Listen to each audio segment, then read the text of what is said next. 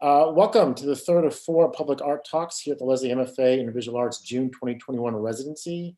I'm the director of the program, Ben Sloat. We start our program today with a land acknowledgement. Leslie University here in Cambridge resides on the ancestral and unceded lands of the Massachusetts people, whose name was appropriated by this Commonwealth. We pay respect to the Massachusetts people and their neighbors, the Wampanoag and Nipmuc peoples, who have stewarded this land for generations, and we offer our appreciation to the lands and waters for sustaining us. Our general thematic for this residency is repatterning, which considers the way gestures, personal behaviors, cultural aesthetics, and larger social systems are being reevaluated and restructured as we look towards a post-COVID world. Our programs began Sunday with Dream Machines, a faculty talk by Laurel Sparks, and Monday with Everything Worthwhile is Done with Other People, a talk by visiting faculty, the curator and writer Evan Garza, and yesterday with the talk 5 Stories by the participatory installation artist Lee Ming Wei. Our programs conclude tomorrow with a talk by curator Denise Marconish. I hope those watching the YouTube live stream on the front page of our website can join us. The art making of today's speaker, Michelle Grabner, encompasses a variety of mediums, including drawing, painting, video, and sculpture, and is driven by a distinctive value in the productivity of work taking place outside of dominant systems. Grabner instead finds a creative center in operating across platforms and towards community. Central to her work is process. Grabner uncovers new dynamic relationships through her visionary practice of repetition. With a deep attention to abstract patterns and all the metaphors they conjure, Grabner pushes the limits of compositional structures to discover the tipping point between stability and precariousness, between continuance and wondrous difference. Grabner states of her work, quote, "I've always been a painter who examines various power structures inherent in patterns and abstract arrangements. Because I believe that all forms are political, I've committed myself in 30 years of painting to re-articulating vernacular patterns in order to shift the unobserved into critical sight. This general overview has been foundational to my studio work since 1990. A major group of exhibitions of Michelle's include those at Museum of Contemporary Art Chicago, Walker Art Center Minneapolis, St. Ives in the UK, Kunsthal Bern, Switzerland. Grabner co-curated the 2014 Whitney Biennial and is the founder and co-director of 2 nonprofit spaces in Wisconsin, the Suburban and the Poor Farm, with her husband, artist Brad Killam. She's the senior chair of the Department of Painting and Drawing at the School of the Art at Chicago. Please join me in welcoming Michelle Grabner.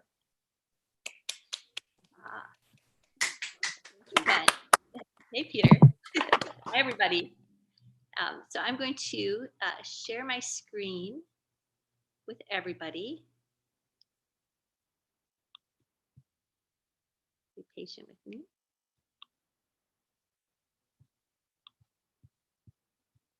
All right. All right. Can everybody see? Do you guys see this, the line up there? I'm sorry, I keep asking. No, we can see it fine. Yeah, we can see the images. We don't see any other design elements. Okay, sounds good. All right, hello everybody. And as Ben said, I would really love this to be an interesting conversation, hopefully. I'd love to hear your thoughts. Please stop me if you want me to flesh out some ideas. I'm going to bring you through a Mr. Toad's Wild Ride, quite honestly, on a lot of material.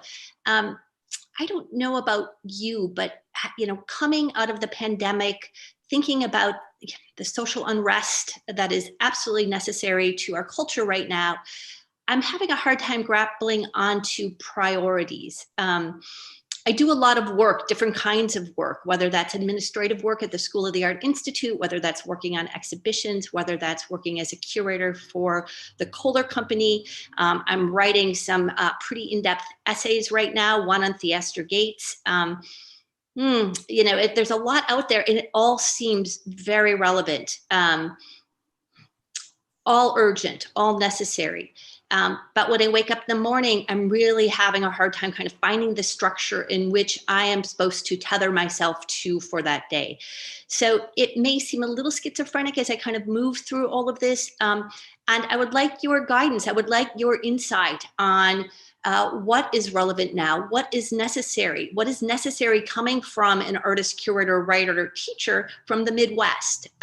What do we do now? How do we contribute to the rebuilding of culture? So please, I want this to be discursive. So Ben promised me he would keep an eye on the chat, so you can throw your questions into the chat, and I think Ben's going to call on you to ask a question and slow me down. And then once we get to the end, we can have a deeper conversation.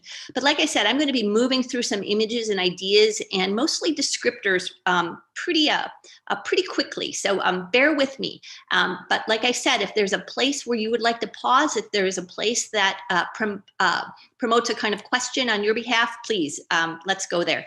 So I'm just showing you a picture of my family. Actually, the kids are a little more grown up than what you see here. This is my garden up at the cottage near the Poor Farm, and I'll talk a little bit about the Poor Farm. And really thinking about where the imagination flourishes. And for me, my imagination, the possibilities, even critique, the imagination of critique, how institutions can be made better or made differently, is based in that which is intimate and that which I know. So it's a family structure, or maybe it's a classroom. It's these spaces in which we all know well. They're spaces that create a kind of safety that allow imaginative thinking. So, the family has always been important to me. An illustration of that is Frank Lloyd Wright's home and studio in Oak Park, where I've lived for over 20 years, raising those kids that you just saw. The idea of evolving a very important idiosyncratic architectural language that was new to architecture in a home and studio is fascinating to me. We all know Frank Lloyd Wright was not a good guy, and we all know how he treated his family. However, his wife and his aunties early on were teaching his kids Montessori methods, right? So the idea of thinking about learning through haptic arrangements, and then at the same time evolving a very specific visual language, hugely important and always influential. This is the house that we lived in Oak Park for 20 plus years, and the idea of using our house as a site for other artists' work. So here you have Andrea Sittel's team. They're called Smockers. These are the Smockers that Andrea Sittel had working for her to create these kind of smocks, and then we would show the smocks in project, which was started in 1999 by my husband and I. Basically, this is it. This is the little square gallery. There's another gallery to the yellow building to your left. My studio was above it. And then the house that you just saw was to the right side. So really trying to use the forms of our domestic space in the suburb of Chicago, Oak Park, opening it up for possibilities for artists to think about their work, think about site, think about context. And sometimes it was very straightforward and sometimes it was imaginative. In this case, you're looking at an illustration in that little building by Tony Fair, who really important artist. He's no longer with us, but he just arrived to Chicago from participating in the Istanbul Biennial, where he was influenced by stained glass and started his actually well-known blue tape compositions. And that's what you're seeing here. Spending, I believe it was a couple days in this cold little building, chilly little building in November in Chicago, composing compositions with blue painter's tape. But it's not all direct. He would sometimes remove the tape and, recompose. So it's not as direct as you think. Katharina Grossa, a prominent German painter, I think you're probably all aware of.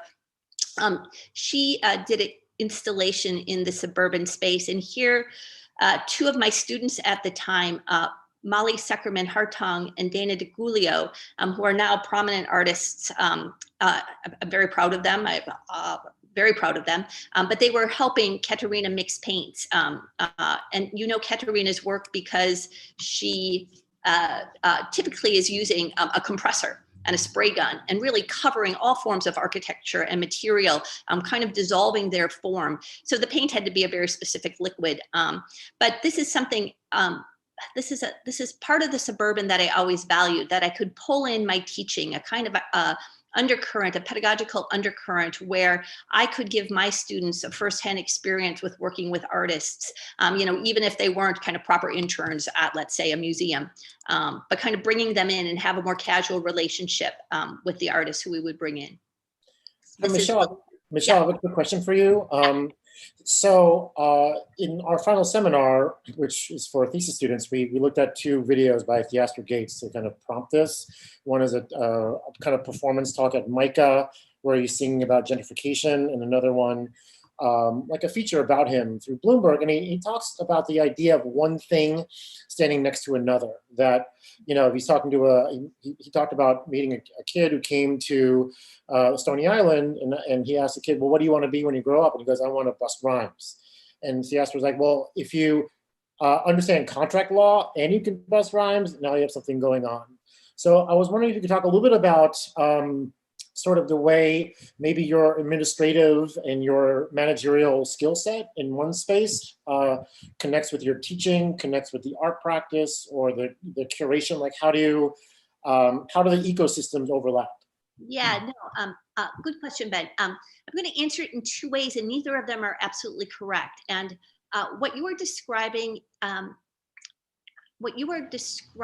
through Theaster, I frame as a theory of adjacency, right? That there is a kind of power one has when one stands adjacent to something else, not in front of, not in back, maybe side by side, right? That's what a kind of adjacent relationship is. And then one can actually pull one's strengths from that relationship. I often think about adjacency when, and this is not, I guess it's a kind of strategy too. So within our world, and all of you out there know that there are ways in which things come to us, an invitation to a residency program or an exhibition. And often there's measures or mechanisms in which we have to fill out those forms. We have to submit those images. We have to produce a CV. We have to write an artist statement. And those are all real, and those are mechanisms that are evaluated. But if we can pull in, again, you know, it's my theory of adjacency, if we can make difference within the systems without changing what is required, right? I'm not at all saying next time you apply for something, don't bother with an artist statement. That's not what I'm saying. I'm saying within those structures, perhaps introduce something that's unexpected. So for instance, when I'm asked if I'm, for instance, the Guggenheim Fellowship, which I'm very happy to say that I received this year, when I'm thinking about who is going to write my letters of recommendation, I could go for a handful of curators that I worked with before or colleagues at different institutions, but to actually bring in somebody, I invited a postdoc who is studying, she's in animal studies at the University of Wisconsin. So that is totally adjacent to the art world, but she brings in a very interesting perspective of the work that I do.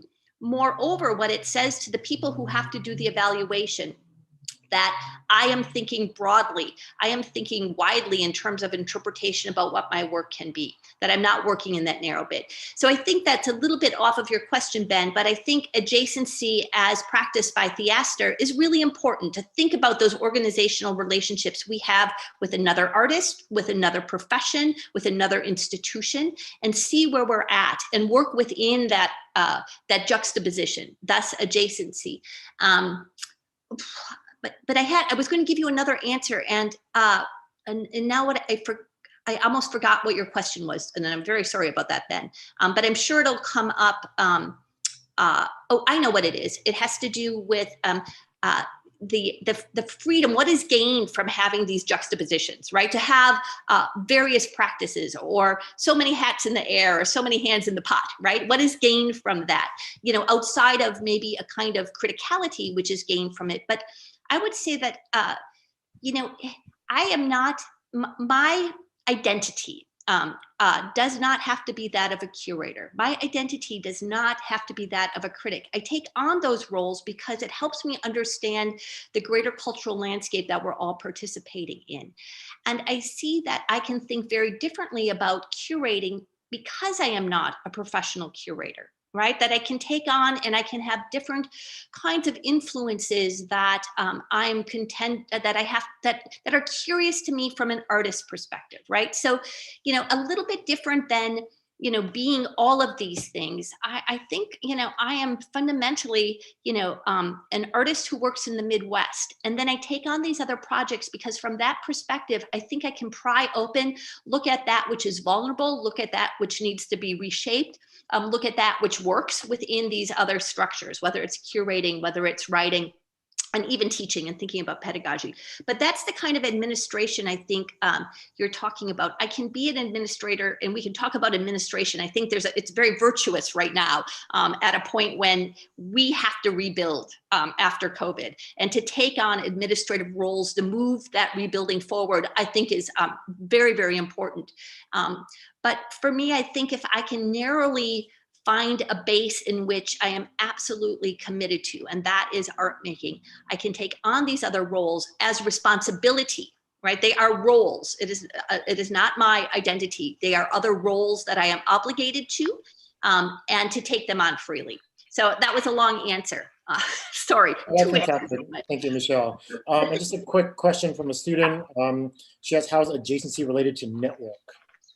Yeah, that is an excellent question. I think about that all the time. And what is the form? So what really helps me in that question is thinking about a kind of formal analysis, right? So we do formal analysis pretty poorly in the arts. We always confuse form with taste, or form with, yeah, I guess kind of, we've done form wrong. And you've heard me say this before. Some of you have heard me talk.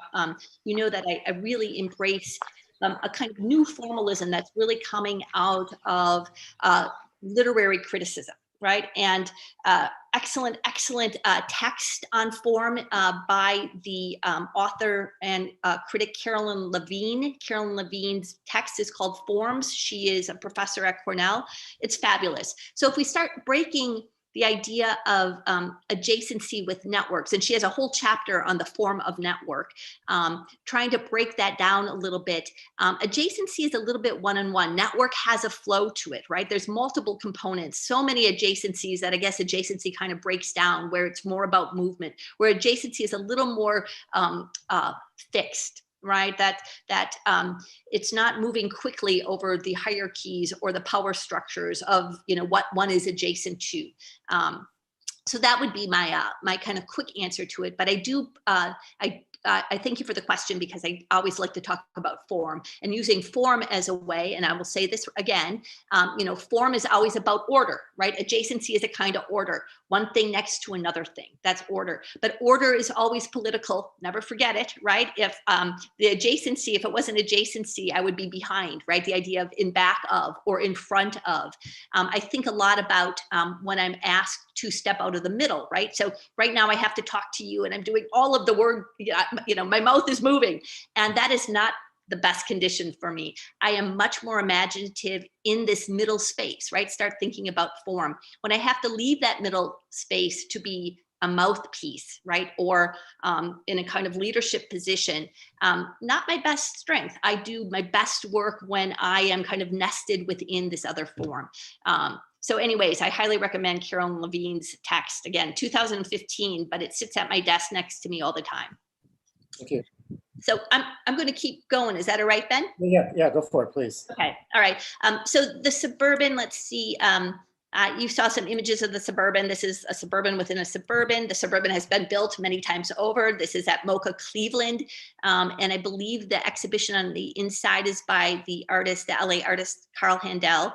Jessica Jackson Hutchins had a show in here. So the idea of, recreating this space as, a platform for other artists. But when I have a solo exhibition or a survey exhibition, to kind of fold that in and create, a gallery within a gallery, but also bringing other artists along with me. Of course, the goal for me is always to be as open as possible, to say yes to artists. The Suburban, that little gallery that we run today, again, since 1999, that little gallery is not, it's not curating. I mean, the most I do in organizing it is scheduling, right? So if I talk to Ben wants to do a show, I have to put a date on the books, right? What is good for him, what is available within the Suburban. That is all I can really do. That's all I want to do. I want to let the artist take a lead. So sometimes artists will, treat it as a white cube and hang some framed work, and that is fine. Sometimes, in this case, the artist Degulio sold a painting that I gave her in trade for some editing, bought a used car in Indiana and just asked if she could crash it into the Suburban. And I said yes. And, you know, that was important. It was metaphorically important to both of us.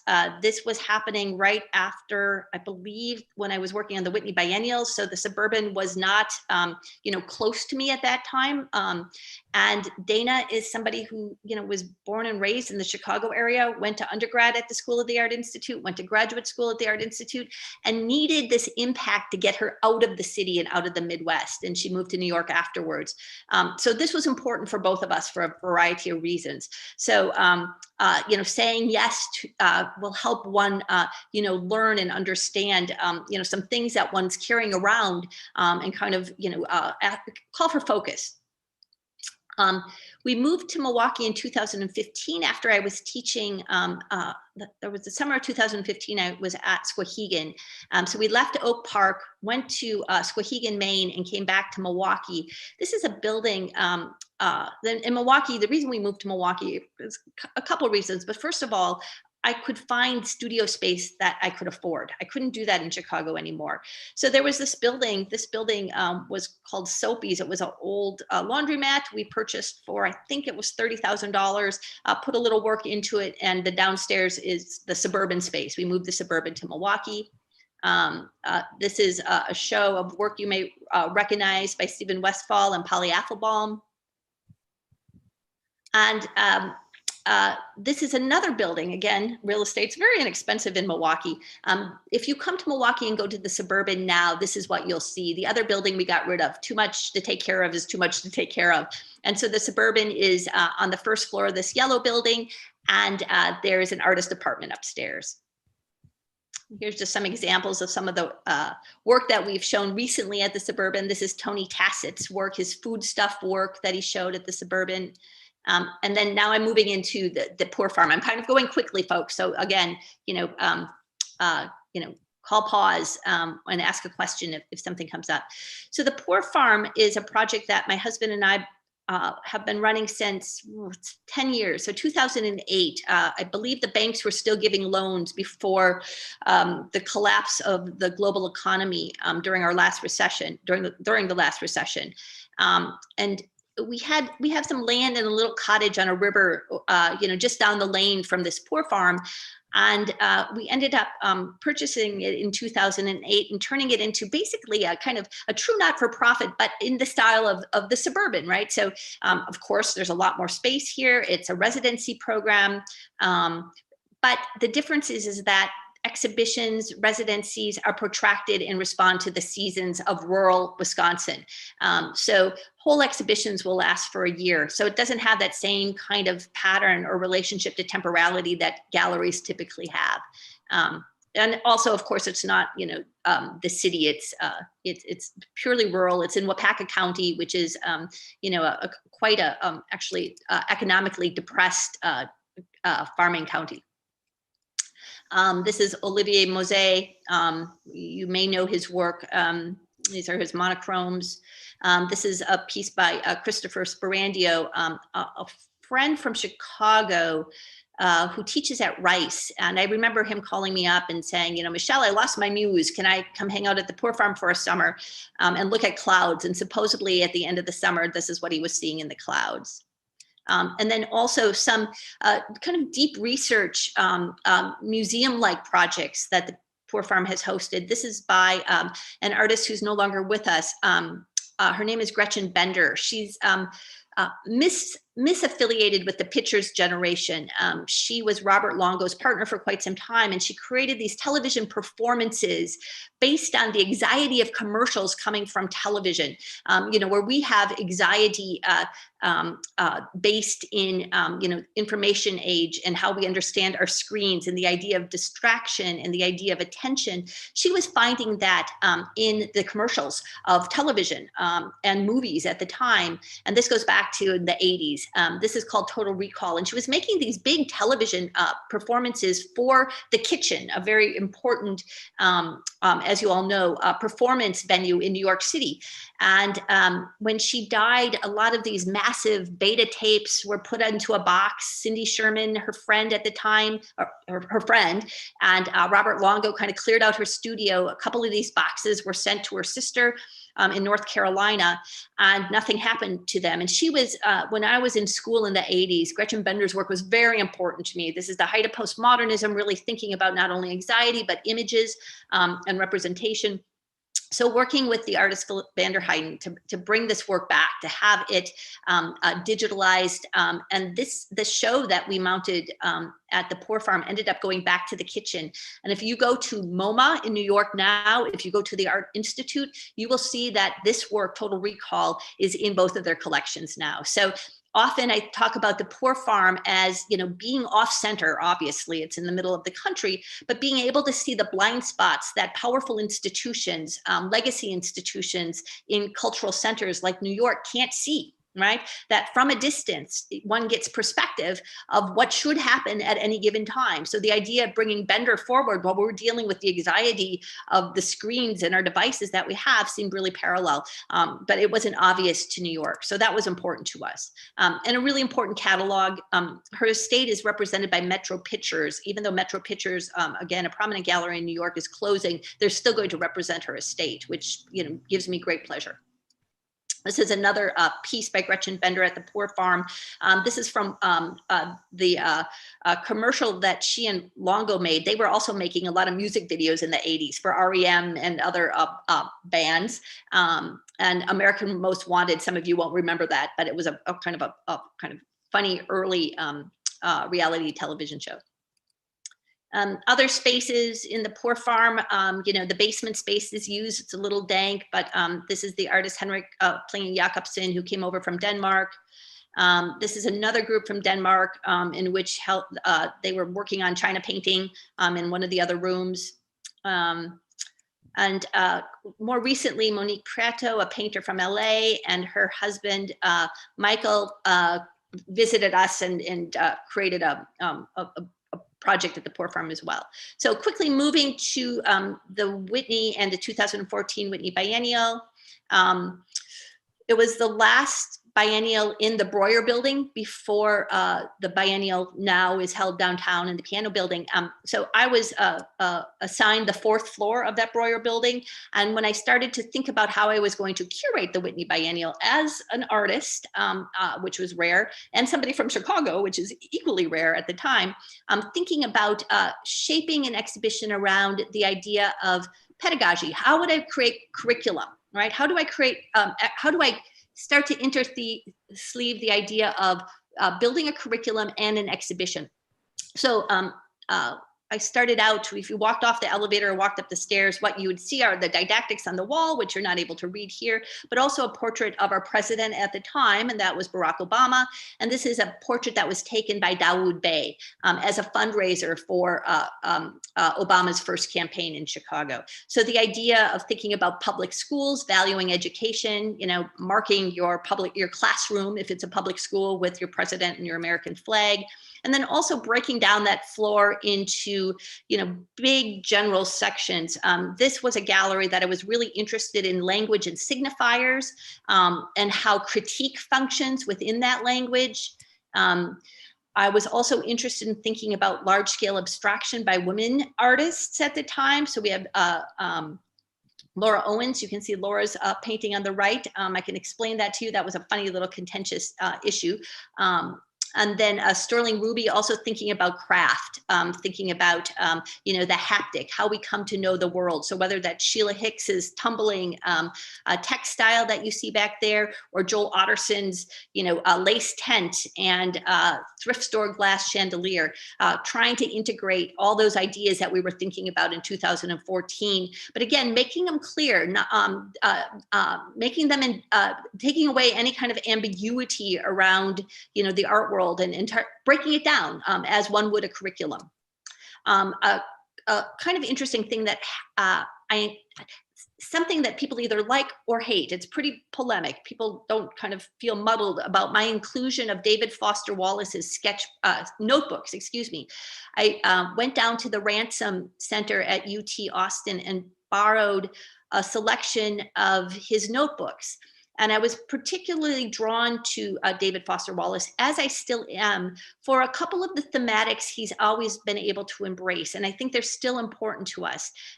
You know, his text, his fiction is, you know, deeply ingrained in the heart of many of us. But I like to pull back a little bit and think about some of the categories that he thinks about. So the aesthetic category of Midwesternism, as he called it. What are the values of the Midwest? So actually thinking about regionality. He also thinks about the idea of the cliche. So in culture, we're often, you know, have allergies to that which is a cliche, as if it is not original. But David Foster Wallace's argument is such that the cliche is based on truths, right? It's a cliche because we all acknowledge it to a certain degree. And once we acknowledge it, we have common ground.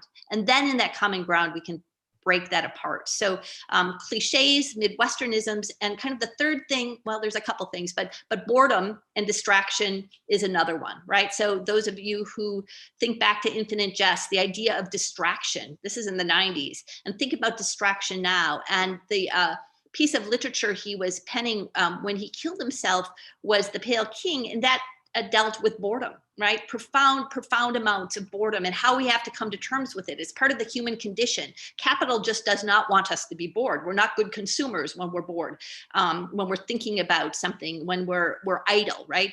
So it's really interesting, these components. So I just thought it was really important to include some of his thinking within the exhibition. And again, people either loved it or people hated it.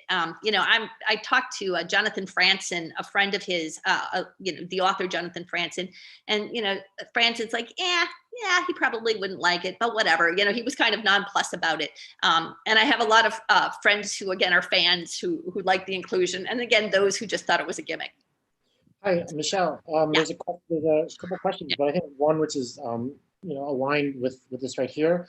Shelli, do you want to ask your question? Sure.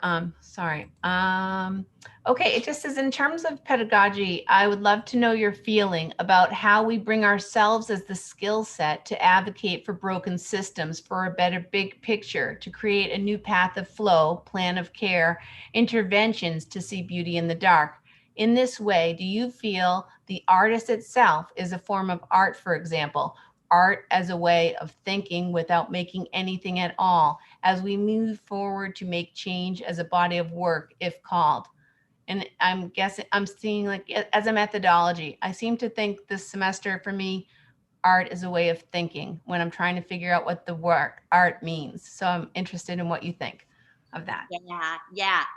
First of all, very complex question, but I think I can grab onto the core of that question. And yeah, and I think, in short, I would say this is maybe controversial, and we can have a further discussion about this when I come towards the end, or even now, if other people want to weigh in.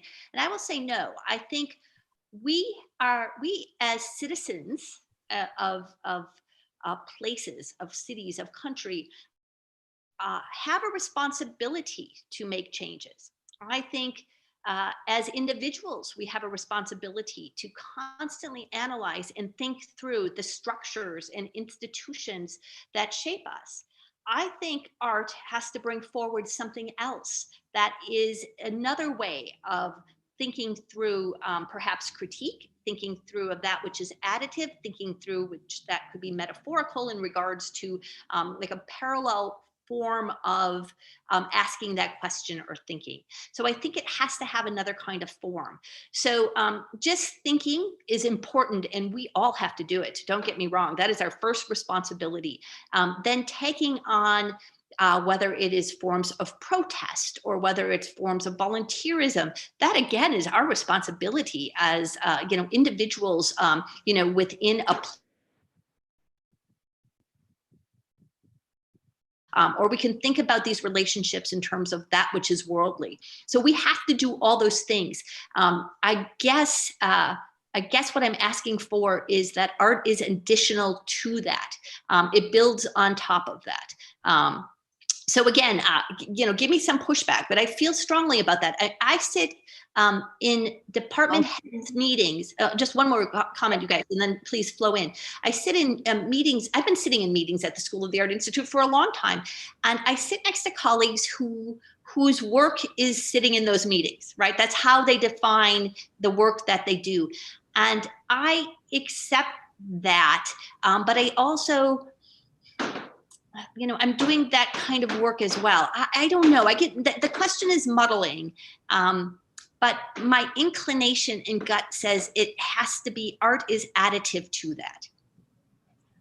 I totally thank you for your response. And I guess in that way, my only pushback would be, I'm still thinking this through myself, and that I think that an artist lives within every human in this way. And so thinking about the world, if you're called to even think about these things, I think that it could be an art form, but to be continued. Thank you so much. Yes, to be continued indeed. Michelle, I have a follow-up to that, which is, how important do you think it is to take the temperature of like the present? Like I'm always torn between how the dilemmas between understanding the right now or rising above to take a larger survey. Because, 2014 feels like a lifetime ago, right? And there's such a kind of accelerationist experience since then that I wonder, well, where we are now versus a few years from now, and how do you find orientation and grounding in the midst of that? Yeah. I never, I have a student who always corrects me or uses somebody else's quotes. It's probably a literary artist, but it's something to the effect where if I can convey to all my students a kind of proficiency in coming up very close, right? So coming up very close, let's say to the present, Ben, if we're talking about temporalities, like coming up so close to, the now, if we could all sit down and describe today, what are those cultural pressures, but then also becoming very facile about moving way out, right? Being able to see out from a distance and be able to see not just the future, but the history, but histories, right? And to be able to understand them. Generalities are okay. I think we often get it wrong in academia where, specialization has to be the kind of measure of truth and rigor, where I think we have to start working with some sweeping generalities, with the caveat that we can take those generalities apart, or that we know they're generalities, right? And then start breaking them down. Because generalities are commonalities to a certain degree, right? And they may be highly flawed. Don't get me wrong. Most generalities leave out a lot, but they also include more, right? So that is really important. I'm not afraid of them, but it does take a kind of diligence to start to, know where those limitations are, understand what is left out of that general form, right? So the idea of, this is something that's fascinating that is shifting through academy right now. For most part, if everybody kind of reflects back to the 20th century, and the idea of the modern or the avant-garde or the idea of even postmodernism was always about taking apart, right? The whole, right? The idea of the whole. The idea we wanted to take apart the whole, or the whole being the author, was that on the inside, there are people on the outside of the sphere and people on the inside. And that's not acceptable, right? That there are people who are left out. So the idea of taking that apart, right? Jarring that kind of institutional stability, right? Because it's problematic. We know that it's problematic. However, what we see is this kind of interesting return to thinking about that which is whole again, even though we now acknowledge that there's going to be some people or some ideas or some objects or some things, institutions that are left outside. But the idea of how do we come to sustainability is really important. So it's this kind of weird inverse, because the idea of that which is conservative, put together, cohesive, always had a kind of conservative bent against the leftist deconstruction, right? And I'm simplifying here, please forgive me. But there's a beginning to, they're starting to think about when we start thinking about the active taking apart of things, it's been appropriated by the right. What do you think Trumpism is? It's just spin after spin after spin. It's no locking on to any kind of truth. It's piecing together. It's throwing there. It's like massive deconstruction of anything that we can hold on to. So there's this kind of weird inversal that's happening right now in, you know, it's an aesthetic category, it's a political framework, but to your question about how we have to pay attention, you know, what I'm saying here is, again, a big generality, but it starts to speak to how we understand what we do. I have not arguments, but really good conversations with a friend, Jessica Jackson Hutchins. She was a student back at the Art Institute when I first started working there. You know, her work is still about kind of taking apart, you know, cobbling together, but breaking apart. And, you know, as you were saying, Ben, you know, my work is about consistency. It's about dependability, you know, even though, you know, through fields, basically pattern fields. So these are the kind of things we have to start.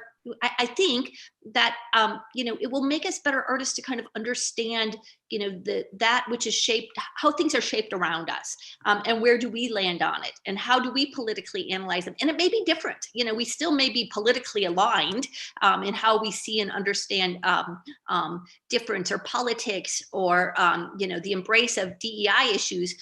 But at the same time, we may have different categorical arrangements, different aesthetic arrangements in how we address that. And we should talk about those things, right? Even though they look different, we can fundamentally maybe be tied in the same kind of place. And then we can talk about which is more efficient and why now, and how do these two things exist simultaneously? What markets do these aesthetic programs flow through?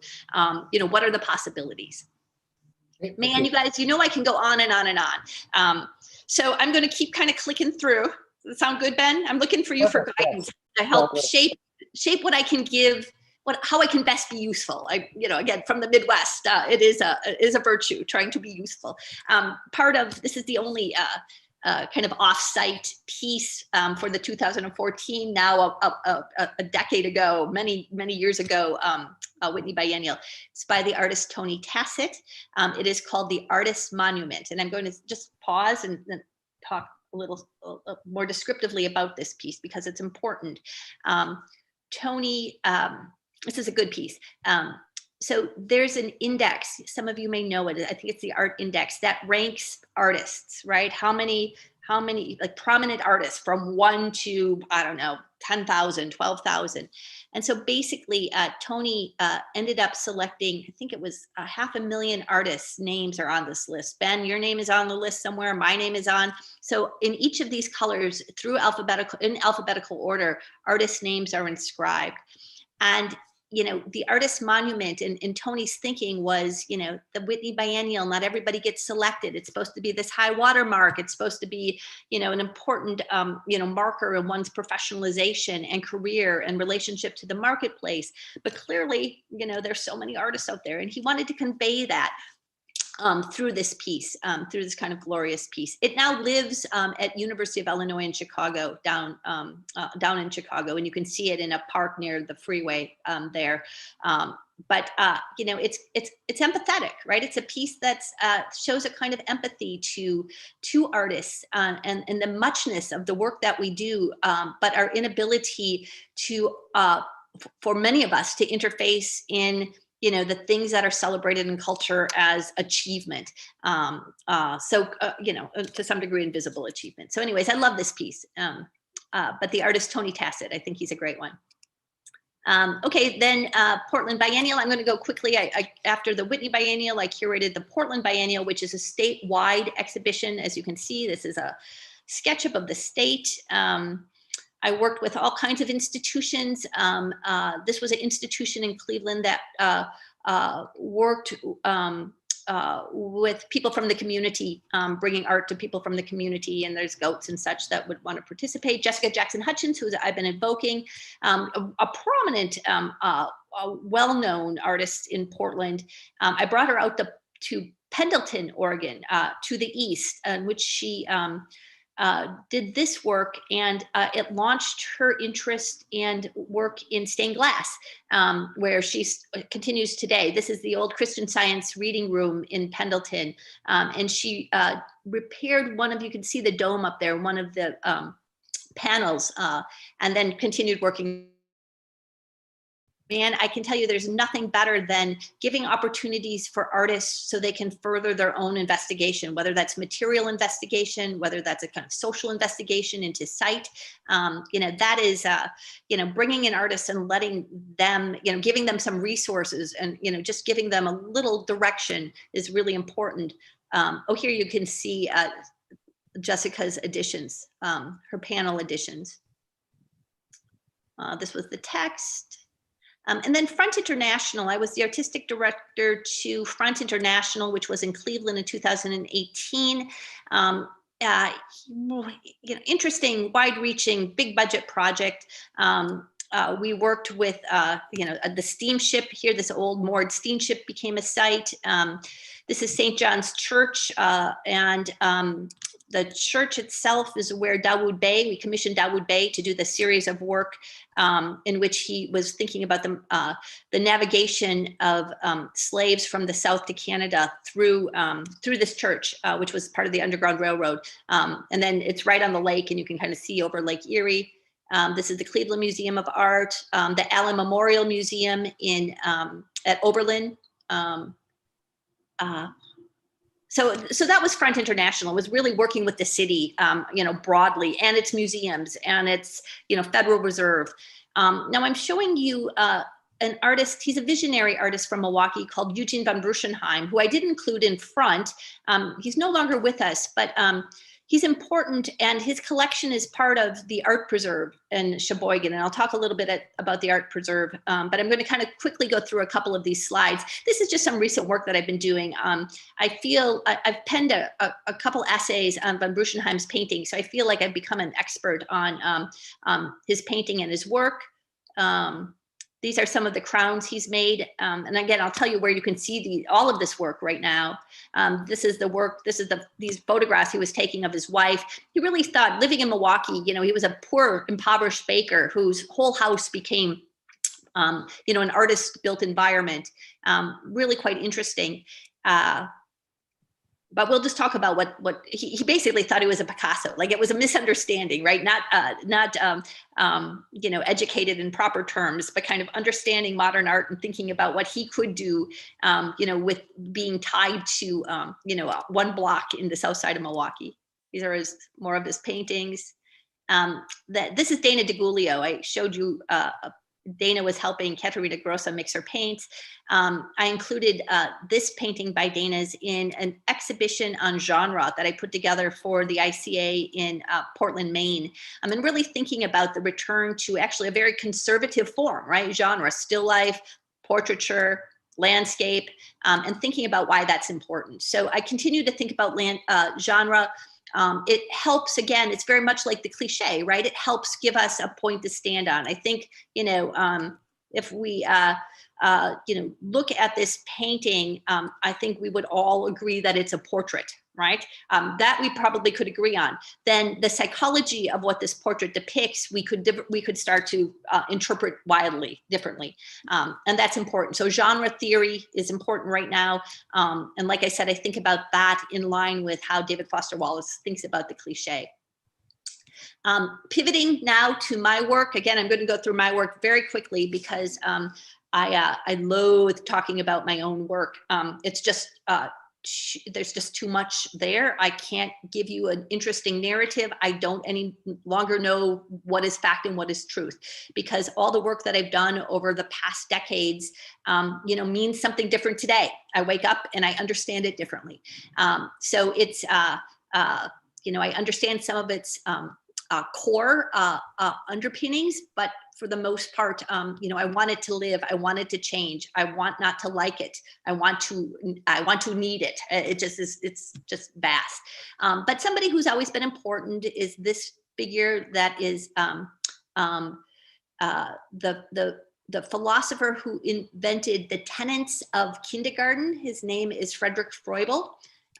He created a handful of exercises that he calls gifts. This is one of them. It's how we can understand gravity. We kind of swing these things around our fingers and we can feel the pull of gravity, but we also understand color. We also understand touch in these little kind of handmade haptic exercises. Maria Montessori, the idea of understanding the complexity of math and counting through beads, through touch, through color.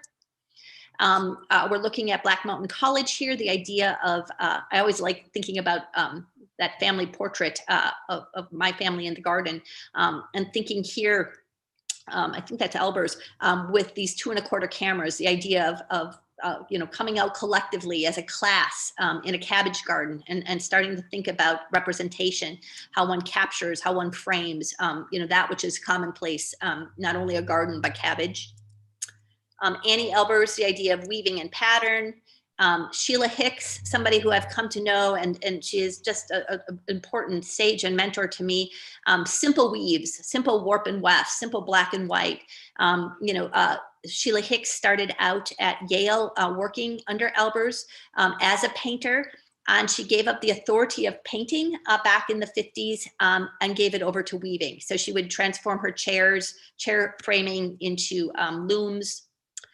Somebody else who's very important to me is John Baldessari. Also thinking about not only the conceptual tongue-in-cheek of language, I will not make any more boring art, but the idea of making boring art, the idea of coming to and the importance of loving the tediousness and the boredom of repetition as much as, you know, having joy in the discoveries in the invention that happens in the studio. They are of the same thing. And for me, it's, you know, lately, this is during COVID and now, thinking about the poetics of attention. So very important. Why am I doing this now? Why am I frustrated? Why do I get irritated or anxious when I'm, you know, in doing repetitive work? When should I push my way through doing that repetitive work, or when should I just get up and build another stretcher? I'm thinking about those many processes of making painting, making sculpture, and making sure I'm not being distracted by that which is coming from the outside. Or when the outside is coming in, why is that important? So really evaluating where my attention goes on a day-to-day basis. I say that now, and I think I said it relatively cogently, but at the same time, I started out this presentation saying I'm having a real hard time with priorities right now. And some of that has to do, one of the ways through it is actually trying to pay attention to my patterns of attention. On Kawara, the idea of time, the idea of the day as a measure of time. Meryl Latterman Euclides, the idea of maintenance and dependability and care.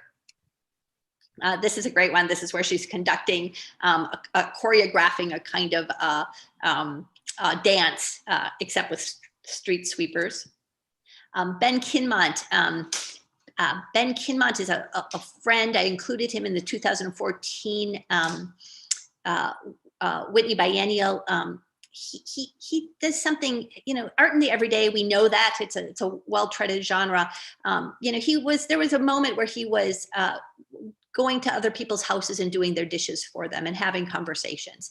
And there's not a lot of documentation of it. This is something he shared with me, but it's also to the question that was raised earlier, like, what do you do? When is it art? You know, do you need that documentation? Can it affect one person? Can it be one evening's worth of dishes? So those are difficult questions to ask. They can be poetic, but do they lead to, you know, what the art world needs us to be all the time, or wants us to be, or suggests that we be? And that is, how do we turn that into more than a poetic, but a brand? Or how do we turn that into, you know, a professional activity? And do we need to? I think that is the Blumas, not to be confused with the Beckers. They're, I can't remember if the husband or wife died, but they're German photographers. And this is part of a triptych in which they would pick fun at the middle class. They would kind of look and pull the rug out of the German middle class, and rightfully so. You know, the German middle class and the relationship to, you know, the rise of fascism was something that was to be suspicious. But the idea that potatoes, what happened is the stability of potatoes, the food stock would, have a life of its own, would go crazy. So I'm very fond of all of their work because it critically, it cuts through the things that I hold as valuable as stability. So they're funny, but there's also truth there. And then to my paintings, again, I'm going to go quickly. I showed you my influences. Here we have, some earlier paintings. I call them my Indexical paintings. These are just based on patterns of the textiles and fabrics and patterns that, line and backdrop my everyday life. And I started making, paintings out of them. So they're found. I would say they're relatively unoriginal. I support unoriginality. I do not need to put a pattern in the world that is absolutely unique that we never seen before. I sometimes just need to translate those patterns. And in that translation, maybe something unique will happen. Right, so I'm just going to whip through these.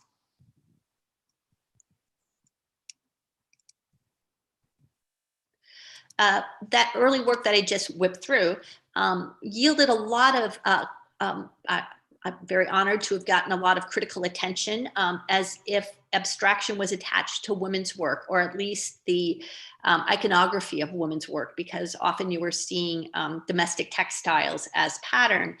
And that was truthful. These were the backdrops to the life that I was living, but at the same time, I was really looking for order in these textiles. I wasn't necessarily compelled to them because I wanted them to kind of stop at a representation of women's work or the domestic. I really wanted to see a kind of predictability and pattern that was involved in their making and the translation into painting. So then I put aside the source material. And I decided to go directly to geometry. And what you're looking at here is just an Archimedes spiral.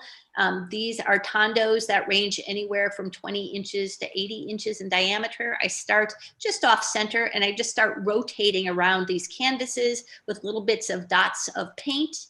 And what happens is over time, this again is a kind of beautiful cliche where the paint will evaporate and change its consistency, or every time I start and stop, the pressure of my hand changes or the brush breaks down, right? So what you should be hearing from me, or how you should translate what I just said, is that the material world will inevitably push against or break down in relationship to the world of ideals or ideas, right? So the idea of an Archimedes spiral, it's a concept, right? It's an idea. And as soon as it's translated in the material world starts to break that down. So it's that kind of schism between, body and mind, idea in the material world, really simple.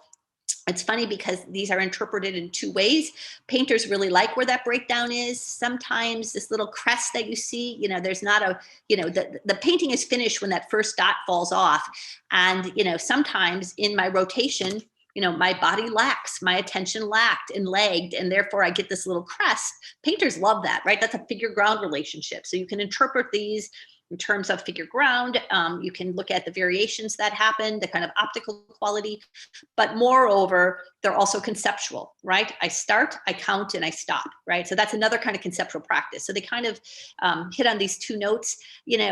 These works are important for me to do. I do not get pleasure in looking at them. They're too optical. They move around too much for me. I find them a little vulgar. So it's a series that I continue to do, but it's because they're important in other ways than just visual pleasure. And then I think if we look behind Ben's head, there's something similar here. It's the silver point, again, radial composition. It's a found composition. And I'm using silver point, so the material, literally the metal point, actually changes. A few more. Recently, I returned to the Indexical paintings, scaled them up a little bit.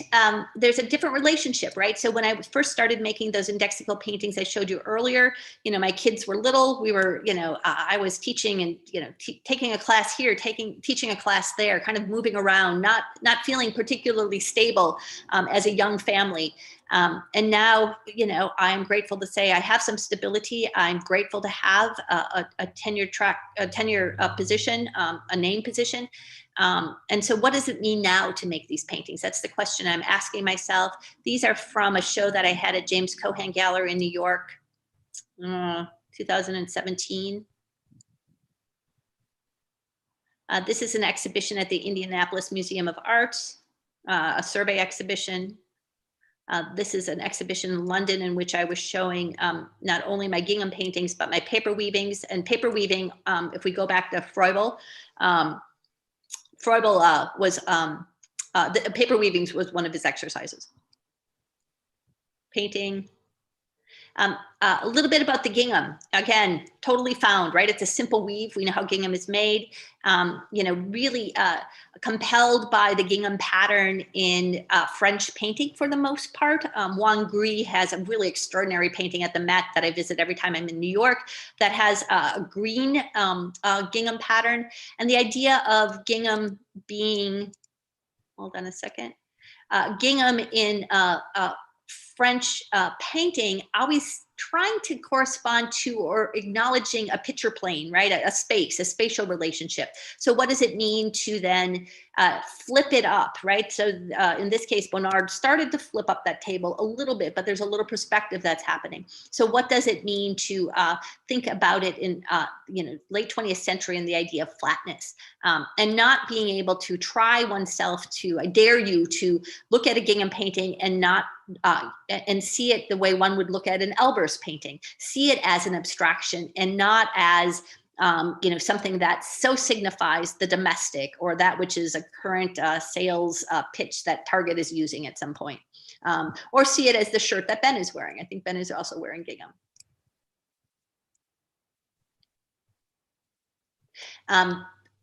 The gingham football, the soccer ball. My first exhibition at James Cohan, I believe it was the exhibition with the kind of big hanging mobile in the middle. Ken Johnson, a pretty respected art critic for the New York Times at that point, wrote a very negative review of that exhibition, calling me a soccer mom. You know, coming from the Midwest. This is after the biennial, and there was kind of an uproar. My dear friends in New York, those who, you know, are deeply invested in painting and abstraction, really came to my defense. But as Ben and I were talking before the conversation, developing the soccer ball was a big FU to Ken Johnson, because my kids never played soccer. Here you go. Also some fused glass work, thinking again about the simple pattern, thinking about things like edges, counting, you know, numbers, the orientation, the organization of something as simple as gingham or the grid, and challenging us to think about it outside of that, which is, you know, something that's so commonplace. This was another exhibition at James Cohan, just a little bit about process. This is how I get the patterns for my paintings, right? They're coming from textiles. Often they're textiles that I making a textile now as I'm talking to you. And you can see the pattern, you can see the kind of wonkiness of the body of the material and how it's stretched against the hard edge geometry and looking at that simple dichotomy, that difference. But then I was, you know, I had after, you know, using many of these textiles that I made or that people gave me as patterns, I had all these used textiles that had paint on them. What do I do with them? So I ended up dipping them in wax,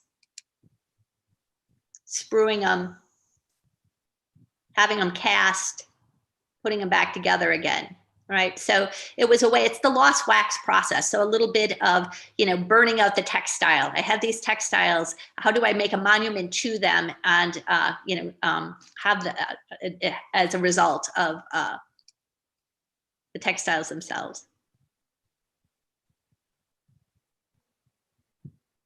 And really quickly, I know I'm way over time. This is a project I've been working on for 2 years. So when I was talking about Eugene von Bruchenheim, that self-taught visionary artist from Milwaukee, there is a new museum that is opening today. I'm headed up there. It's called the Art Preserve, and it is a beautiful new discrete museum that's part of the John Michael Kohler Arts Center. And Ruth Kohler of the Kohler Company dedicated her life to the arts, and she was particularly compelled by visionary artists and how they conceive of their what she calls artist-built environments, right? So von Bruchenheim, his whole home became his artwork. So the Art Preserve is a museum that actually houses all of these environments, or creates simulacras if these environments don't exist anymore, simulacras in which the work can be installed. So it's both it has museology, storage, open storage, but it also gives context to the work. Because it's Kohler Company, I was asked to take on one of their washroom projects. And what I'm showing you here is the tile washroom for they're neutral bathrooms, but it was really for the men's room. And all of those accoutrements that you see on the sink are ceramic. I made those out of slip casting. And even it's hard to see, but there's a wash rag and a little scrub brush. And this entire cart is also ceramic. So this cart was supposed to live in the washroom. The washroom's too small for egress. So now it lives kind of moves around the new Art Preserve, or it will move around the new Art Preserve. But everything here, from the mop head to the mop bucket to the cart itself to the toilet paper rolls, that's all slip cast that I was able to make in pottery at the Kohler Company. And it is a dedication absolutely to maintenance, to that which is routine, to dependability that we all have. And this was my last show at Cohan in New York in March. And I am working on this right now, which is just a SketchUp of a project that I'm working on in Miami, in which the tile wall is 70 feet long and 16 feet high. So I'm off to Guadalajara to make tiles next week. And finally, I leave you with the duck rabbit interpretation. It's neither a duck nor a rabbit. It's both. It's a duck or a rabbit. And I just want to leave you with the importance of interpretation. As I was saying earlier, interpretation is not judgment. It is our obligation to think through, to analyze, to ask why, and to wake up the next day and do it all again. So today it's a duck, tomorrow it could be a rabbit, really important. And that's where I'll leave you. Ben, I'm sorry I went long. Oh, it was fantastic. Thank you so much, Michelle. Can we all unmute and give Michelle a round of applause? Thank you. Thank you all. Thank you. Do you mind closing off your share screen so we could see? Oh yeah, totally, yes. There are a number of questions in the chat, but I just want to start off with one, which is, I always found the work so deliciously subversive. Even the term to self-describe, the Suburban, which is the name of a GM vehicle, or to really be really open about elements and maybe even use humor. And before we started, I showed you the soccer ball I was able to get as part of the Theme Quarterly, which I described as like a middle finger to Ken Johnson in the form of a soccer ball. But I just love how playful it is, and yet it contains so many different elements. But there's always a really fascinating negotiation with power and with larger sort of political gestures. So I was wondering if you could talk about that a little bit. Oh yeah, thank you, Ben. Yes, absolutely. It is, finding positions of power, whether they're positions of power that landed at my feet for maybe the work that I have done, or the work I've fallen into, or the luck I've had, and to not be comfortable with that, to be responsible for that. So in some cases, if I do get invited to do something that, never saw coming, it is my responsibility perhaps to either, to think about the many conditions of whatever that invitation is. So for instance, again, let's go to the biennial, maybe the work in that exhibition is not a good example, but starting to think about the biennial very differently. So for instance, in the catalog for the Whitney Biennial, again, this is 2014, I was really insistent that in my catalog essay, that the museum develop a graphic in which broke down all the artists that I included by their age, by their relationship to a proper MFA or schooling, by race, by gender. I had a full pie chart, many pie charts actually, breaking that down, because I wanted to be as transparent as possible. This was 2014. The museum did not like that, but they acquiesced, but they would not break down the race pie chart for me. They didn't want to touch that at that time. And I think that's very telling. And I think all of us probably, we may disagree with that decision, but we would understand it from an institutional point of view. So that is something I wanted to lay out there so we could then talk about the work, right? Because even at that point, we were talking about these other cultural conditions, and the work was not even be some of the more complex elements that the work in that exhibition or the work that was being produced at the time was not being talked about. It was being, broken down into a line of statistics. So I ended up trying to use my a little bit of power given to me as one of the 3 curators for the 2014 Whitney Biennial to kind of push through and ask questions that the institution didn't even like. There were other things that that happened in the curating of that exhibition that the institution just said, I don't understand, or why would you do that?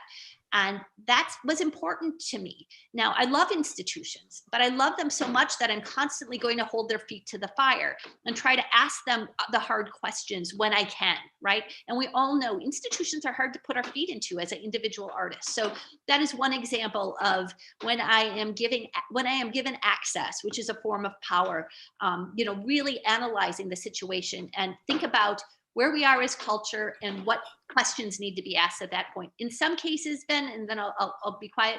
In some cases, it's just the right thing to do to put other artists forward, right? Sometimes you take this invitation and it's not about breaking down that institution or whoever, whatever is the hosting source. It's not about kind of poking at it. It's maybe just about using that platform to bring in other artists who are doing really interesting work. And I just back away. So it really is an assessment for every given invitation, what needs to be done. And that goes back to the question you were asking earlier about what is the perspective? How do we understand here? What are those questions we should be asking? One takeaway from what you just shared is the powerful statement. I disagreed with the decision, but I understood why, which is something I think might be 7 years later, that's a position that's increasingly hard to take. So I think that's a really interesting sort of spectrum to disagree, but still understand, Yes. which seems beyond our grasp as Americans right now. Yes. Well, no, that is right. And, the press releases for the Whitney right now, if they have an exhibition, will basically list the people of color in that exhibition. Like it's absolutely flipped, right? If they're focusing, let's say, on African American artists or something like that is something that has to be corrected and has to be stated. They can't duck away or pretend it doesn't matter as institutions were able to do in 2014. A really important correction and awakening, and more has to happen, but it's starting. Great. I see some questions in the chat. And again, if folks have a question, please put it in the chat or use your raise hand function.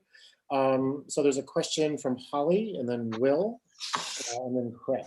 So Holly, would you like to ask your question? Yes, I'm so sorry. I had so I'm thinking about community and a rhizomatic model of community. And I really liked this idea of adjacency, like in terms of a rhizomatic model. And I was wondering if you could talk about painting and networking painting in relationship to that. Yeah, interesting. So painting, I think we, so artificially, I think I say artificially, intentionally, artificially, I like using paintings hierarchy, right? We know it has no more hierarchy than the crochet that I'm working on now, right? It should not have any hierarchy, but it has a history of that hierarchy, right? It has a history. We can measure painting, and again, we may all find it absolutely fraudulent. But I don't know what popped in on my feed today in terms of a Basquiat painting going for some ridiculous amounts of money, right? So it has a history of having its own economy. It has its own history in terms of authority and portrait making. So painting, it's painting. So I like to use it. I mean, use that to help wedge open, it's to undercut that perception, which many people still have, strangely enough, to undercut that perception, but to use it otherwise. I don't know if that is the answer to your question, but I find it very useful. Again, it's something that I said earlier. I find it very useful to kind of artificially take, again, perceptions of power and use them against themselves. And that's how I think about painting. Otherwise, painting as a community, I mean, I can give other examples of a class that I taught at Oxbow with Sarah Greenberger Rafferty, where we're looking at making painting in a production line with students, right? Everybody, we're just making painting through kind of production line. That's a kind of Fordist way of understanding work and devaluing, the uniqueness of painting. But yeah, I'm having a little bit of a hard time. Maybe you can direct me a little bit more about painting and its network. I like to talk about painting and its, unoriginality, or its originality. I mean, some of those other groundings of painting. I was just thinking, I forget, I think it's by David Gears, the essay Painting Beyond Itself.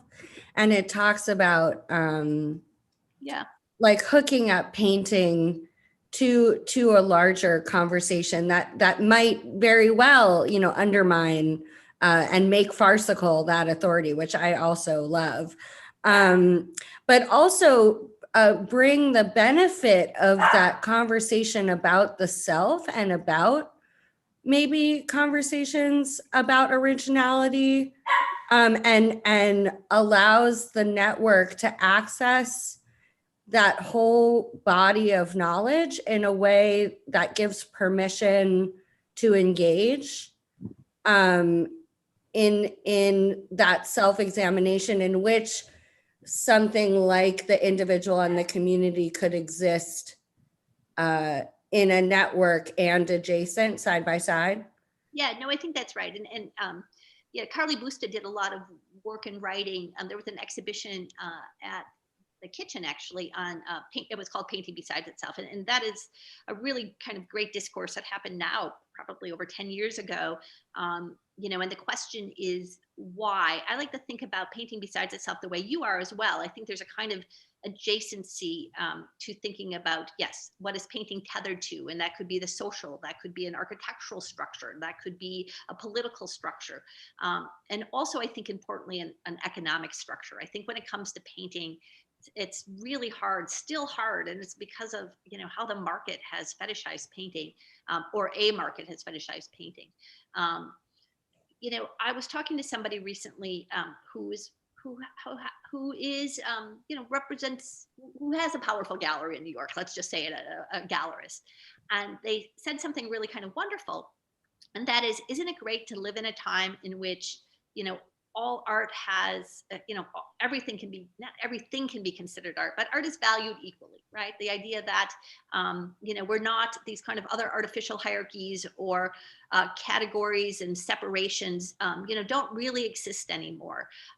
That, different kinds of art, different kinds of artists are all participating.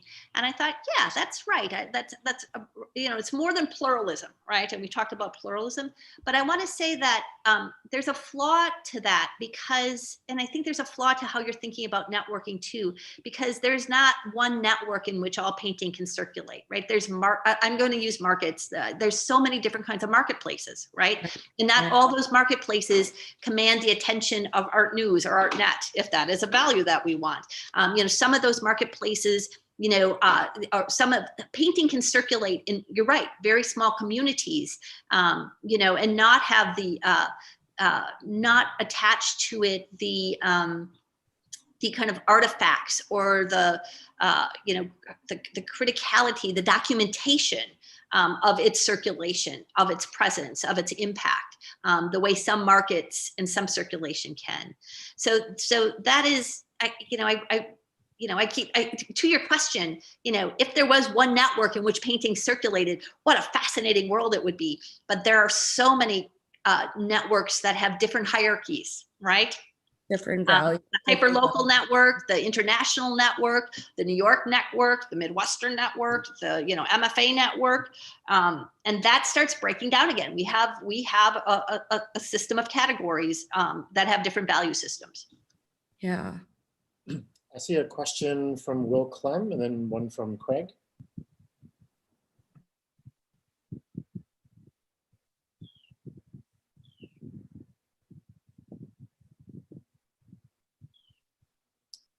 Hi, Will, are you there?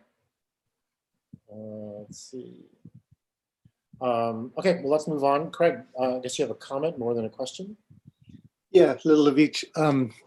So first of all, thank you, Michelle. I think 15, 20 years ago, I encountered your work, and it was so, the idea of the expanded practice, the idea of the multiple roles, the idea of putting painting in exhibition in different contexts was incredibly helpful to me working in small city, New Hampshire, and seeing a more expanded world as possible.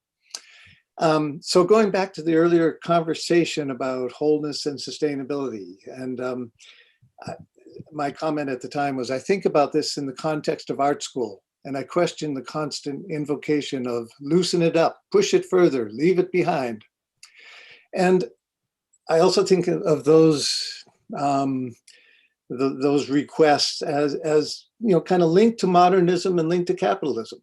Isn't that what modernism and capitalism do? Where I was pushing further, leaving behind, leaving the wreckage of the things we've left behind, and not staying with something of value. And it's weird because it is essentially a conservative principle, but I don't know. What are your thoughts?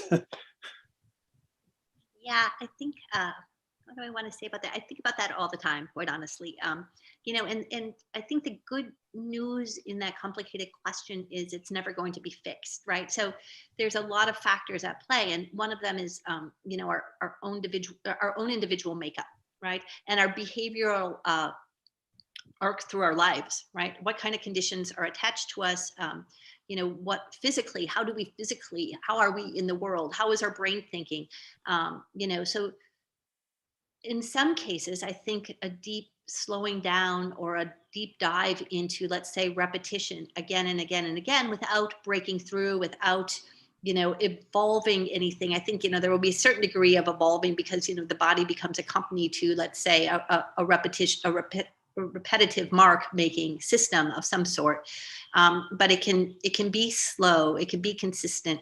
And then something will happen in our lives. There will be a shift, a good shift, a bad shift, who knows where it's coming from, in which maybe putting that aside and doing something else is important. So that is just the factor of who we are in the world and the context and the things that impact us. As a body that ages, as a body who is, in a family situation, who has other dependents, different kinds of relationships to other individuals. So those are just facts. Those are who we are, and we should be attentive to them. And I think working against those things is never great. But maybe at points one has to kind of punch through, as you're saying. So I don't know. I'm trying. The question that you asked now is really pertinent coming out of COVID, right? So the thing that makes me most uncomfortable is the fact that we go back to normal. I mean, whatever that is, and I'm talking about the work that I do. I don't want to go back to, that kind of painting, that kind of relationship to materiality, to time, to idea that happened, before March 13th, 2020. But at the same time, now I'm feeling a weirdly accelerated pace everywhere. I just feel this pressure and it's not necessarily about getting back to normal. I'm not answering that question. I'm rambling, and I'm sorry about that. But I think we're in a good position where that which was once conservative is no longer conservative. That which was once, the epitome or the language of the idea of disruption, of change, of experimentation, was tied to the left, or progressive, that which was progressive. I think, we have to reevaluate all of those things. And I think that's interesting, and it's being done. And I'm just trying to map that out, and think about that within, my own inclinations to aesthetic categories. Yeah, thank you very much. And I think you're right. I mean, it's extremely complex, but I appreciate your chewing on it. Yeah, and I'm sorry, I was chewing with my mouth full, and I'm sure it was ugly, but thanks for being patient. So there's a couple questions here. I'm going to ask one for Will, who apparently his studio is very loud. So I'm going to ask for him.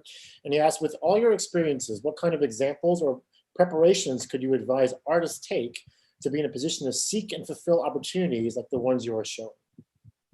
Yeah, it's simply saying yes, even to those things that look like they're coming from places that, you can't see what their value is, right? So I remember having a conversation with Arturo Herrera, who was in Chicago when I was in Chicago. We were both in grad school together, and Arturo was very yes to doing and what he would say no to doing, what exhibitions he would take on and what exhibitions he wouldn't take on. Absolutely successful, right? He was very cautious, and he is an amazing artist. I, on the other hand, feel that I'm promiscuous. I will say yes to nearly everything. If there's enough time in the day, I will take on projects that I can't see where their value would possibly be outside of learning from whatever that experience is. And sometimes, nothing is learned, or what is learned was a problem, but it still moves me forward. So I guess it's just saying yes when those things come to you. And then there's also, of course, the other hand, making things happen for yourself. Trying something out. And working with others makes trying things out easier. That's all I can say. Working with a husband, former students, your neighbor, always makes things more interesting, and the risk isn't as great. Great. I guess we have two more questions, and one is from Oliver. Hi, Oliver. Hi, Michelle. Thank you so much. Your infectious spirit is appreciated. As a fellow Wisconsinite, I wanted to ask you, and I apologize, I had some technical problems and missed the very beginning of your talk, so you might have addressed this already, but when I moved to New York from Wisconsin in the early 80s, in 1979, I opened a gallery and ran a gallery for a while, and it was great. I met a lot of people. It was, an incredibly, I can trace sort of everything back to it. But I also found that seeing how the sausage was made was really debilitating and destructive, and ultimately too much, and I couldn't do it. And it was a different time, and you're a different person. But I'm curious if you ever feel like the need to pull in and not sort of be aware of the machinations and not expand the definition of what an artist is. Yeah, no, and I know exactly what you're saying, Oliver. My husband, who's also an artist, who came out of UIC with Tom Friedman, was working with Tony Tassett. I mean, it was a good program back in the 80s, and he started working for Rona Hoffman, and he could not take it. He could not, he could not see how the commercial gallery system, it broke his spirit. To this day, it's really hard for him. I mean, he still paints, but it's hard for him he helps, he's part of the Suburban, obviously, part of the Poor Farm, but on the commercial front, it's just so hard for him. And I think it is difficult. I didn't come to a kind of commercial success for quite some time. And I think what balances, a day to day watching that sausage, if you're so dependent on, that system, I just didn't, that wasn't the only thing that was happening. I think I balanced it out early on with teaching and finding the virtue of talking about those conversations and being able to analyze,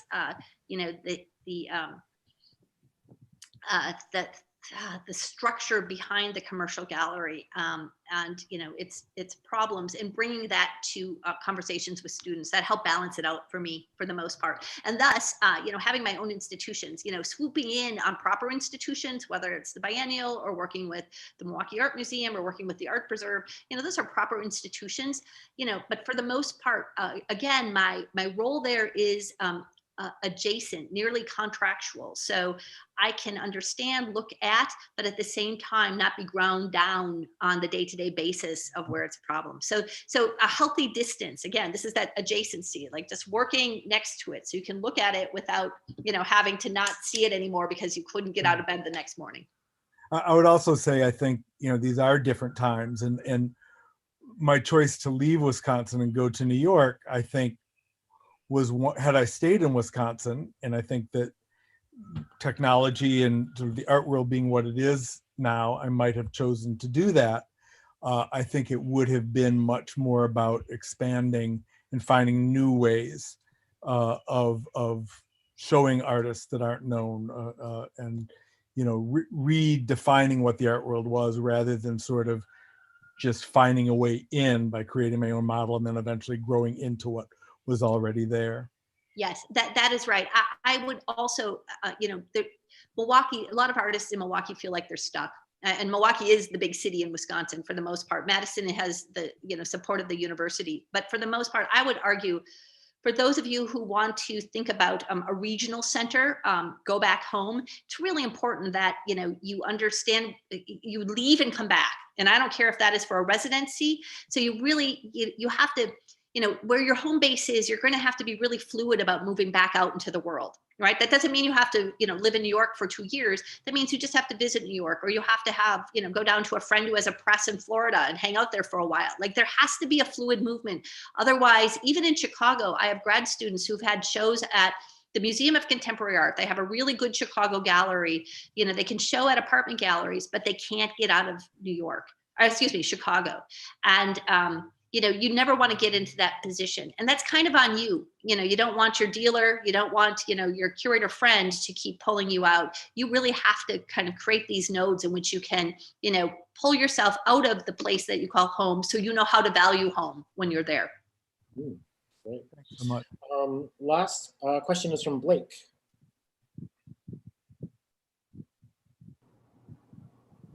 Hello, thank you so much for a wonderful talk. I really appreciate it. My question is surrounding the idea of brand, or like the recognizability of an artist's work. And it seems to me that when you gain success for sort of a particular type of painting or a particular type of artwork like that, you run the risk of that becoming expected of you. And I wonder how you navigate this idea. Like, it seems like the idea of the grid and the textile pattern is very important in your work. And I wonder if you feel like that's now expected of you. Yeah, that's a good question.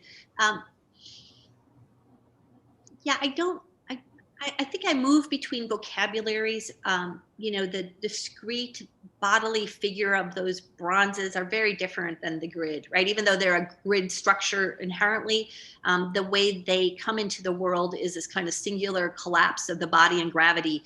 And that's very different than, for instance, the gingham patterns which are totally flat and graphic, right? Which do not come to the physical world to a certain degree. So there's a lot of difference there. I'm slow to introduce new work into the bodies of work. You see series, right? What I showed you are pretty consistent series that, again, I will return to after a couple years. What's interesting to me is I can push different work into the world.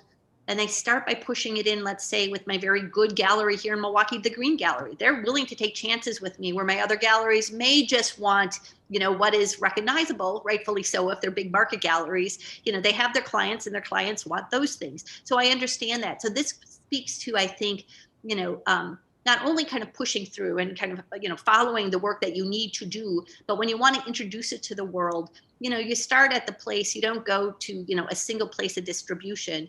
You know, maybe it's a friend's, artist run project space, you know, in Philadelphia that you put the new work in, and kind of slowly introduce it. I think that the short answer though to your question is, time will out, you know, everything will kind of come into the fore over time. It's just that it's not time that you can control. So for instance, something, you know, some weird little sculptures I was making 10 years ago, you know, and I kind of wanted them to come out in the day. They never did. And all of a sudden they have their day again, right? Or they have a day, right? But it's 15 years later. So, you know, that's okay. And I think all I'm saying is you just have to trust that, you know, if you are putting in the time, putting in the effort, putting in a, you know, developing a serious body of work, it will come to the fore, but just not in your time necessarily, or the time that you would expect it to come in. I just learned that. I'm old. I just been able to see that over the course of the years.